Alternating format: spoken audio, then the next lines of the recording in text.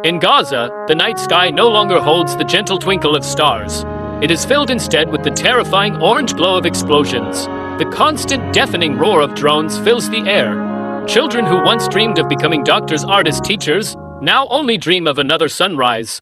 I think of a young girl, perhaps no older than I was when I first spoke out for education. She clutches a worn-out doll as the walls of her home tremble. She does not understand the politics or the history that has led to this moment. She only understands fear. She only understands the dust that fills her lungs. She only understands the desperate prayer on her lips for the noise to stop. Her world was once vibrant with the laughter of street games. Her world was once warm with family dinners. Now it has shrunk to the size of a crowded makeshift shelter. This girl, Amal, which means hope, represents thousands. Her hope is a fragile, flickering candle in a storm of unimaginable violence. The world must understand what is happening. This is not a distant conflict in a faraway land. It is a massacre of the innocent broadcast to us in real time. We see the images, stark and heartbreaking fathers carrying their children in white shrouds, their faces masks of disbelief and unbearable pain. We hear the wails of mothers who have lost not one, but all of their children in a single merciless strike. These are not numbers or statistics to be debated on news channels. They are lives, they are futures, they are dreams extinguished before they ever had a chance to burn bright. The children of Gaza are being killed in their beds, in their schools, and in the very hospitals where they sought refuge. The suffering is immeasurable. Over 10,000 children, and then more, have been killed. Thousands more are buried under the rubble, their families digging with bare hands in a desperate, futile search. As the children of Gaza suffer, the world watches, and its heart is deeply divided. A chorus of voices has risen in solidarity, demanding an end to the violence. Many brave artists are using their platforms to speak for the voiceless. Many brave activists are using their platforms to speak for the voiceless. Many brave thinkers are using their platforms to speak for the voiceless. Figures like the activist Greta Thunberg have shown solidarity, reminding us that climate justice and human rights are interconnected. The actor Mark Ruffalo has repeatedly called for a ceasefire, using his immense following to share the stories of Palestinian families and amplify their cries for help. These voices and many others form a powerful current of empathy, refusing to let the world look away. They remind us that our humanity is bound together, and an injustice to one is an injustice to all.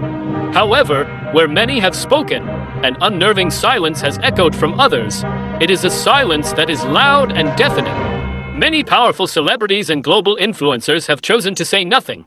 This silence is not neutral. In the face of such overwhelming injustice, it becomes a form of complicity. South Africa's President Cyril Ramaphosa, Colombia's President Gustavo Petro. These leaders have condemned the violence in the strongest terms, with some even severing diplomatic ties.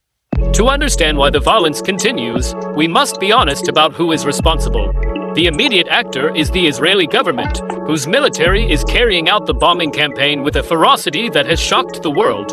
Prime Minister Benjamin Netanyahu and his ministers have used dehumanizing language, referring to Palestinians as human animals, which has served to justify the indiscriminate killing of civilians.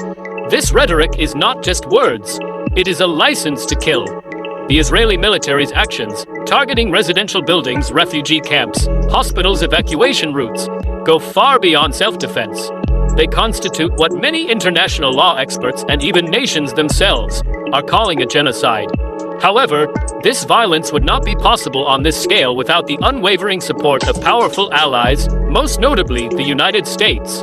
The United States provides billions of dollars in military aid to Israel every year. It has repeatedly used its veto power at the United Nations Security Council to block resolutions calling for a ceasefire. The bombs that are killing children in Gaza are, in many cases, made in America. This makes the United States a direct party to the conflict. Its financial support, military support, diplomatic support forms a critical link in the chain of complicity. There is a stark and honestly painful contrast between the silence of the powerful and the roar of the people's conscience. While many governments and institutions have failed, ordinary citizens around the world have risen up. From London, from Tokyo, from Johannesburg, from New York. These are people from all walks of life. Students, teachers, doctors, union workers united by a shared sense of humanity.